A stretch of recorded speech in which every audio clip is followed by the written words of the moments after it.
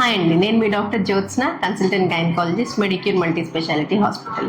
ఈ genito urinary syndrome of menopause అంటే GSM ఇదేమీ లైఫ్ థ్రెటనింగ్ కాదండి. ఇది ఎంటిటీ లైఫ్ థ్రెటనింగ్ అసలు కానే కాదు.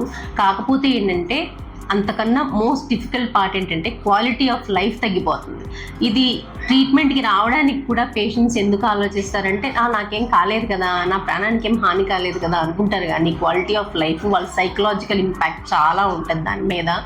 సో అంటే ఒక ఫీమేల్ చూడండి, మనమే ఆలోచించుకుంటే జస్ట్ అలా బయటికి వెళ్ళాలంటే వాళ్ళకి యూరిన్ లీక్ అవుతుందేమోనని భయంతో ఎలా ఉంటారు చెప్పండి. డైపర్ యూజ్ చేస్తారు కొంతమంది, పాపం ఆ డైపర్ యూజ్ చేస్తూ బయటకి ఎక్కడికైనా వెళ్ళాలంటే కష్టం.